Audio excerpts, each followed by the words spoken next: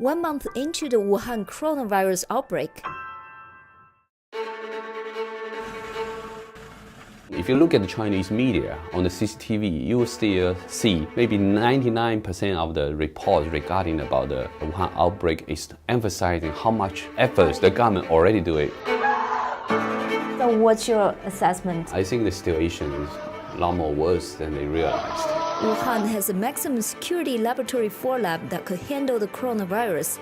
But are such labs really safe? According to the Nature magazine, SARS virus has been leaked from the Beijing lab for multiple times. What does that tell you? To me, it would be indicative that there's a systemic problem there.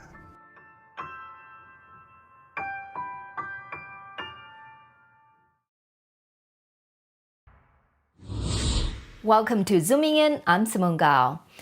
The Wuhan coronavirus that has spread consternation around the world over the last few weeks has now killed more people in China than the SARS epidemic of 2002 to 2003. That is, according to the Chinese official record. As the coronavirus reaches 25 countries around the world and a substantial amount of non-official reports surface from China, the Chinese regime is under scrutiny as to whether it is attempting to distort the nature of the epidemic. How serious is it after all? Could it evolve into a pandemic? Why has China allowed few outside experts in to study the epidemic?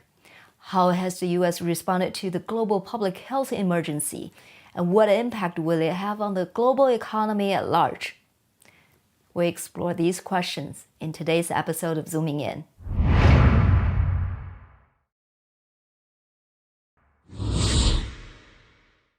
Since the coronavirus was first detected in the central city of Wuhan late December 2019, the Chinese CDC claimed it has killed 425 people, with over 20,400 confirmed infections nationwide.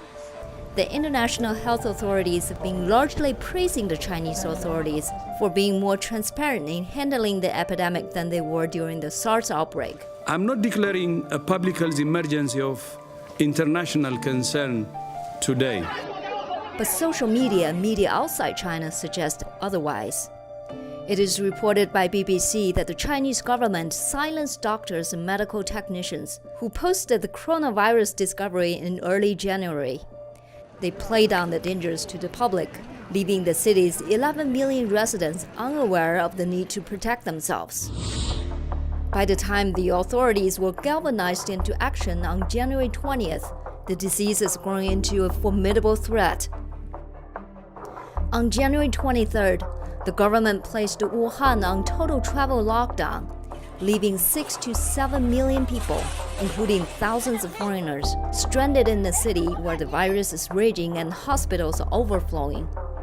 5 million people have already left Wuhan before the travel ban.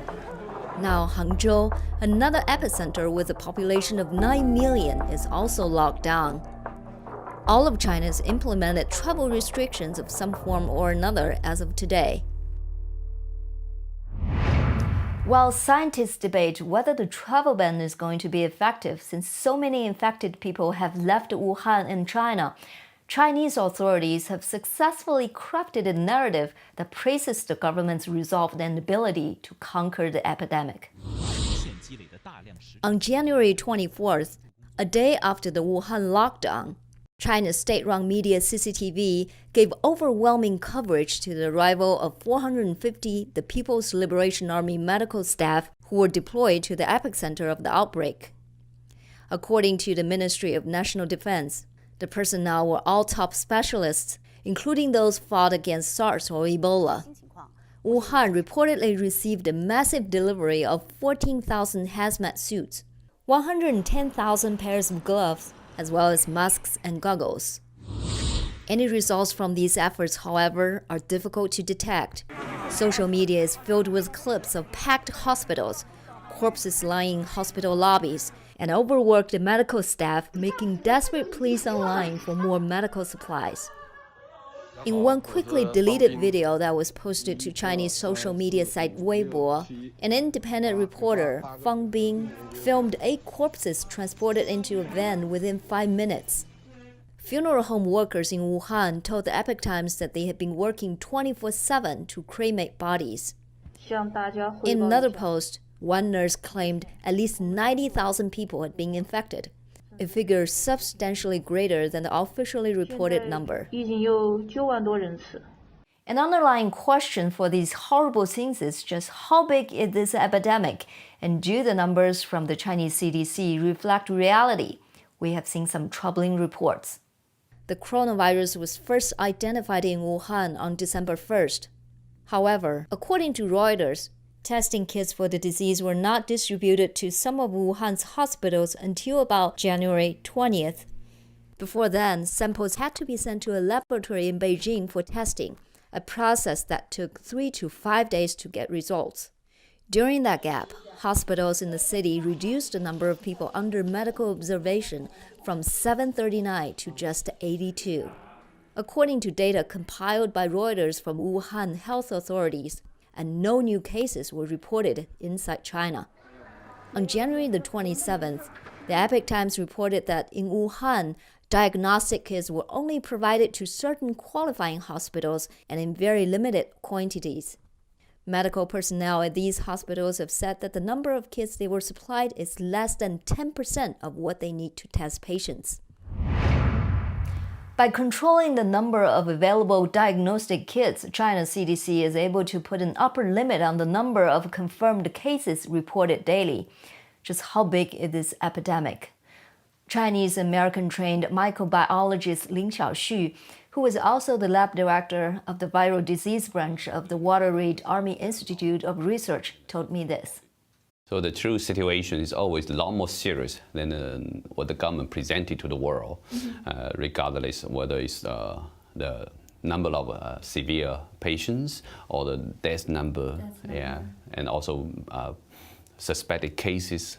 In the United States, we call it PUI, patient under investigation. So all these numbers, if you times 10 times on the official data, maybe more close to reality. Coming up, has the U.S. been responding adequately?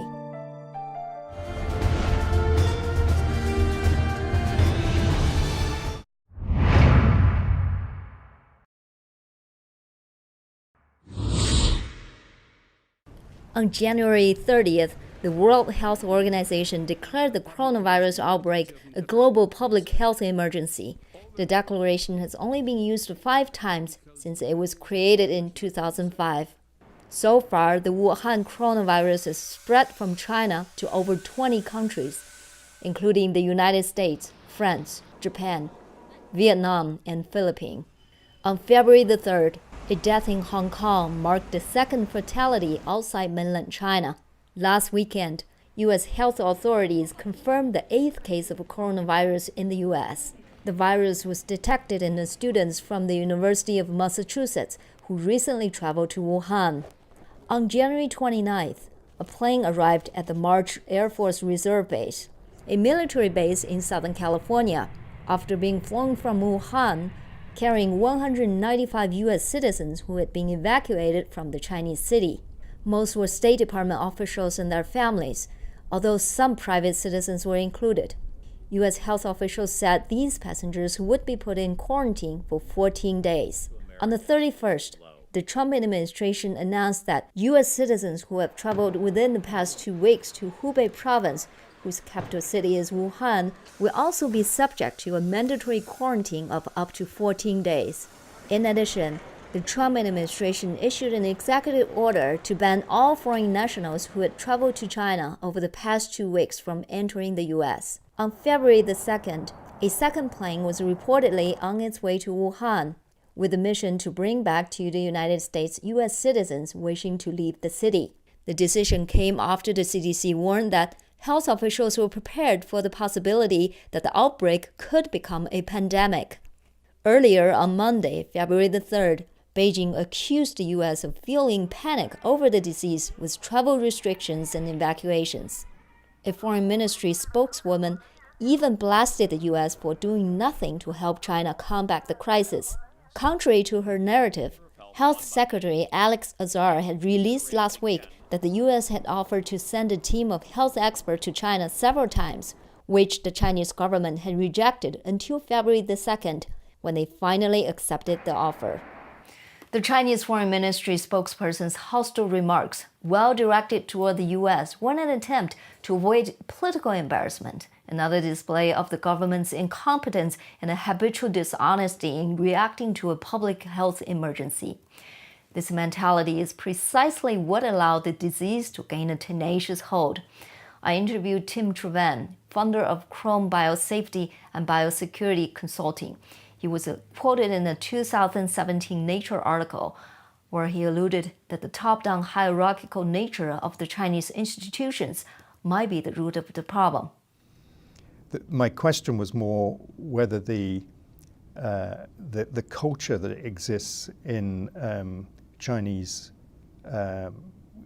government structures and in organizations is structured in a way that can learn to adapt very quickly when the rules don't work. So in complex adaptive systems, you get things called emergent properties. These are things that you cannot forecast. And so there you have to be able to react to the unexpected very quickly. This means that you need to organize to be able to learn quickly, which means that even the most junior person has to be able to question the decisions and knowledge of the most senior person. And it means that the most senior people have to respect and listen to all the junior people too. So that was the concern that I was stating, that I think in these sorts of labs, not just in China, but in countries around the world, we need to get a change in management attitude from one of very hierarchical structures, where the bosses say, this is the only way to do it, to ones where the people doing the work understand how they have to do it safely. And when new knowledge appears, they're able then to change the system themselves to keep it safe. According to the Nature magazine, Yeah. SARS virus has been leaked from the Beijing lab for multiple times. What does that tell you?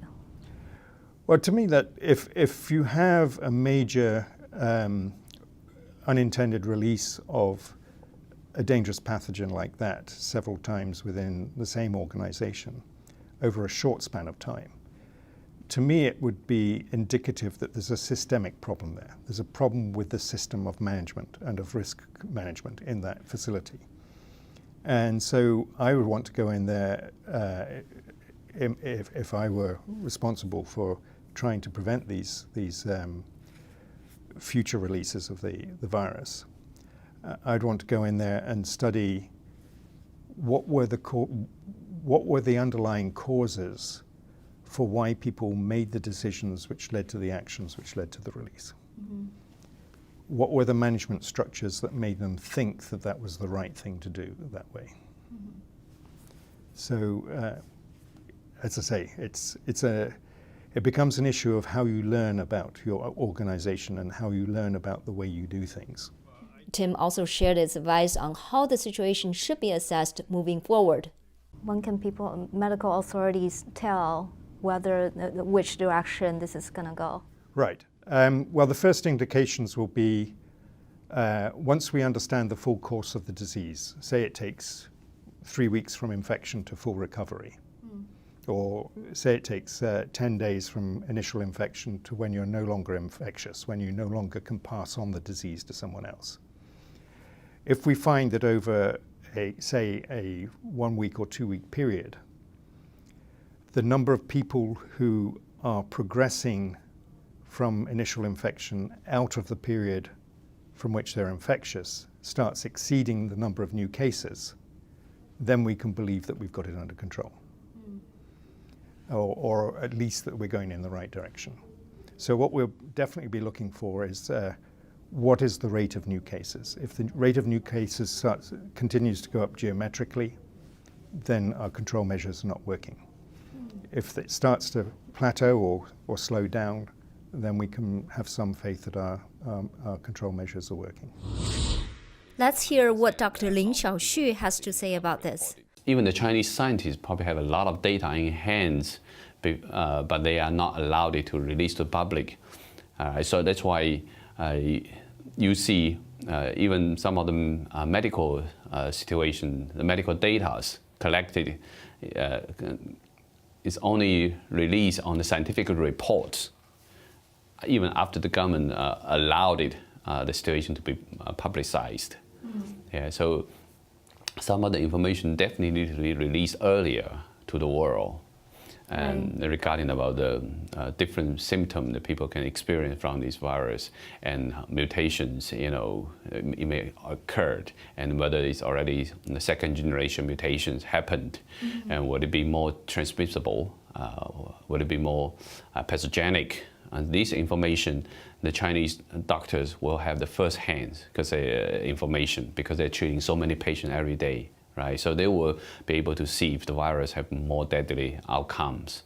And so I think the Chinese government need to loosen up their control, lose the control on the media, and also control on the medical situation. The Chinese government should no longer treat public health crisis as a state secret. That's a fundamental issue.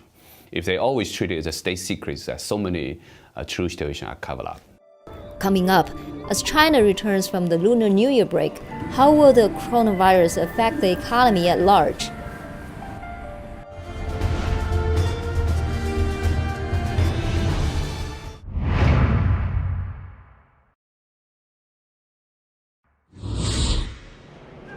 China returned from its extended Lunar New Year holiday to steep economic losses. As the Shanghai Stock Exchange reopened on February the 3rd, China's benchmark stock index dipped 9% on the first day of trading, its worst opening in almost 13 years.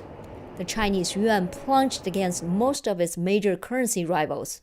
The People's Bank of China recently announced that it would inject $174 billion into the economy to protect it from the impact of the coronavirus outbreak. Analysts say the impact of the virus, which has left major cities in full or partial lockdown, could harm growth if it lasts for a prolonged period.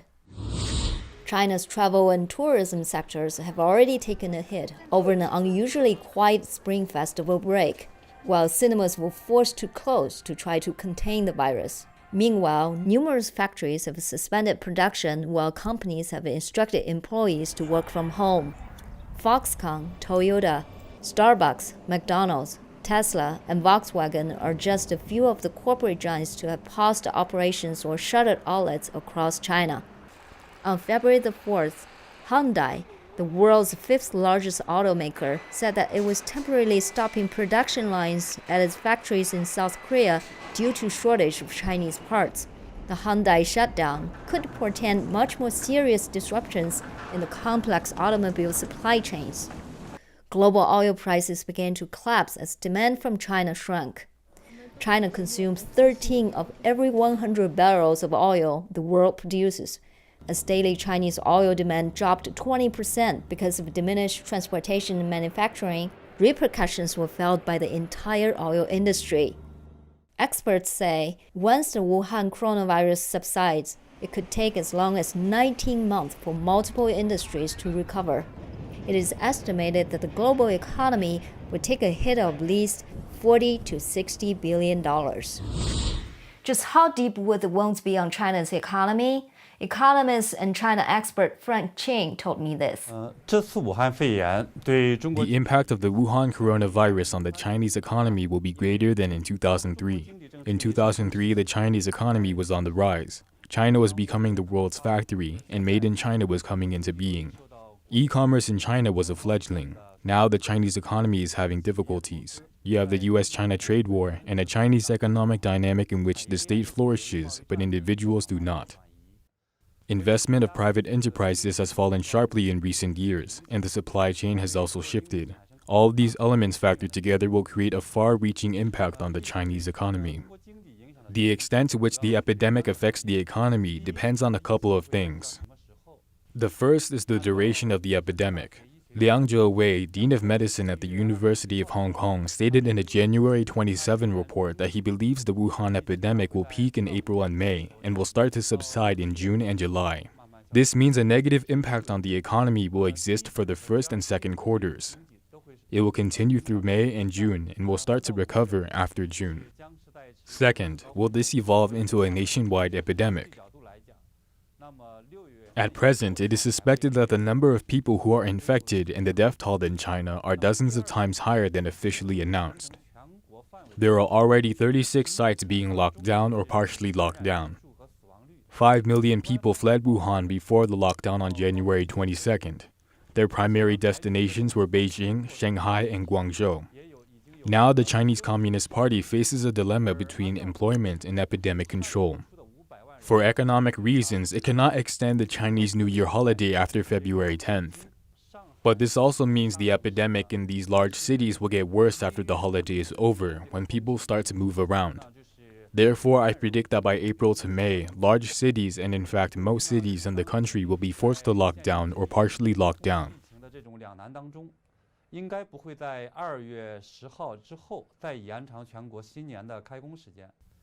This will inevitably affect the economy, hurt consumption, and encourage migration of the supply chain. How big of an impact will it be? Reuters reported that Standard & Poor predicted China's GDP would dip 1.2% for the entire year.